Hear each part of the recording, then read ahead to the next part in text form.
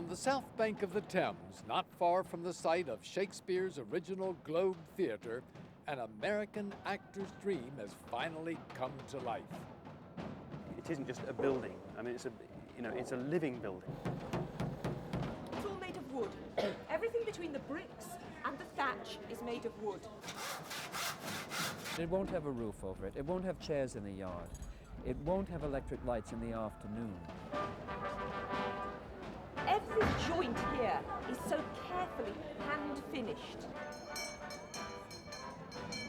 We are really trying to find out and respect the space that Shakespeare wanted us to meet his plays in. When Zoe Wanamaker read the prologue for Henry V in the presence of her monarch, Queen Elizabeth II, it was, she said, the most thrilling moment of her life.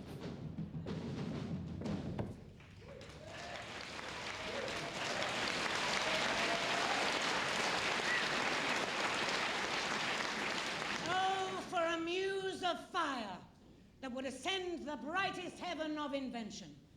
A kingdom for a stage, princes to act, and monarchs to behold the swelling scene. She's the daughter of the late Sam Wanamaker, the American actor who fought the City Fathers for 27 years to rebuild what Shakespeare called the Wooden O. My feeling of it was peppered with anger as well, that it took everybody so long. But he would have loved it. Sam Wanamaker had fled to England in the 50s when the House Un-American Activities Committee was zeroing in on left-wing actors. During his exile in the land of Shakespeare, he found that the only trace of the original theater in which Shakespeare wrote and presented his plays was a plaque on a brewery wall. He became obsessed with resurrecting the Globe.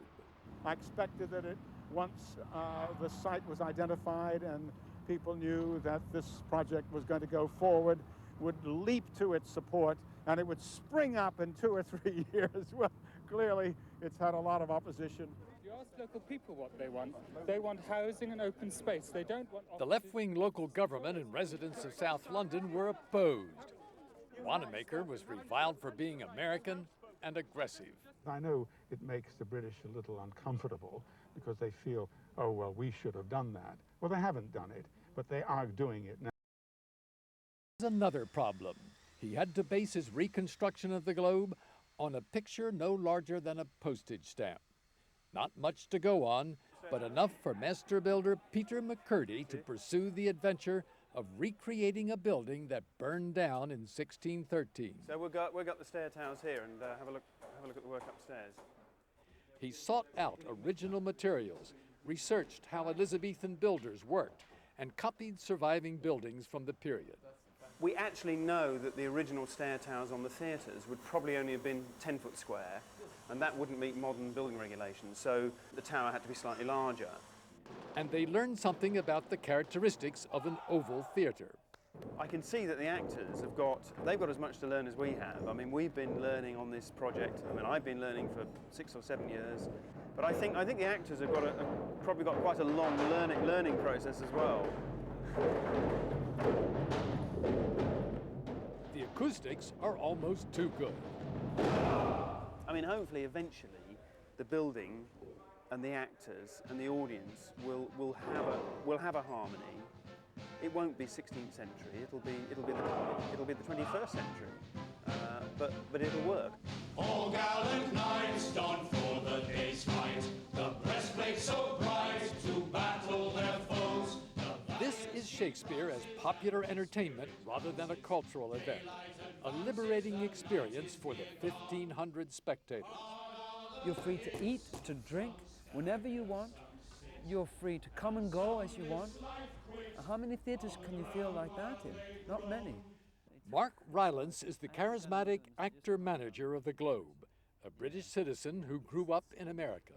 So there's a great sense of empowering the audience. Now, to me, if you're going to involve yourself in anything, and that's what Shakespeare is asking for, particularly in the first chorus of Henry V and in all the choruses, give us your imagination. Don't just sit back and think and observe this with your head. Give us your heart. Hate people if you want to hate them. Want to murder them. We can deal with it. Then let the trumpet sound. For our approach shall so much dare the field that England shall crouch down in fear and yield. Shall we send them dinners and fresh suits and after fight with them? To the field! Come, come! March away! The sun is high and we outwear the day! At the Globe, you can boo Shakespeare's haughty French, roles that are played in this production by American actors Christian Camargo and Stephen Skybell. We had tomatoes thrown at us, peanuts. Which is encouraged by the management. But it's really, I mean, it's wonderful because, again, this space is not a TV screen and it's not a movie screen. For the audience to feel like they really can participate in the way they did in Shakespeare's day, I think is exciting for the audience. And they're just learning how to be in this theater as we are. Leroy, a Cornish name. Oh, that Cornish crew? No, I'm a Welshman. Well, a freako for thee then.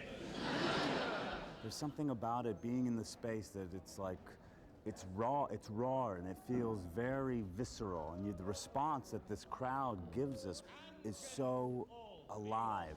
The king will have a heavy reckoning to make when all those legs and arms and heads chopped off in a battle all joined together. Do you find the actors playing off the audience then? They're learning. We're all learning. No one knows how to play this space. That's why we built it. People have imagined and claimed they know how Shakespeare was played. They make all kinds of claims. He that sees this day and lives old age will yearly on the vigil feast his neighbours and say, "Oh, tomorrow is St. Crispin's." And then will he strip his sleeve and show his scars and say, "These wounds I had on Crispin's day." A lot of the scenes are opening up because there's a new member in the scene. In fact, there's 1,500 new people in the scene. So we're the soldiers. You're the soldiers. We're the yeah. people on the piazza, or whatever. We are. When I come out and say once more into the breach, there's no point saying it to a few extras on the stage or the people who are there. I say it to the people in the yard. I say, you imagine what it's like to go and risk your life. For what? We few.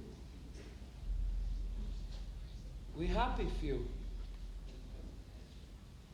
We band of brothers. For he today that sheds his blood with me shall be my brother. There's a lot of connections between Henry and Sam.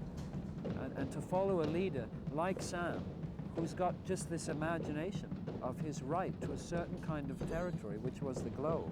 And what can you see for it? What could people see here for 25 years but a big hole in the ground and a lot of money? The tenacity of the man. I mean, just the tenacity of it. Because at many times when he could have given up, he never gave up. He never gave up hope. Sam Wanamaker died in 1993, too soon to see his dream completed. But on the south bank of the Thames, his heart still beats. And so does William Shakespeare.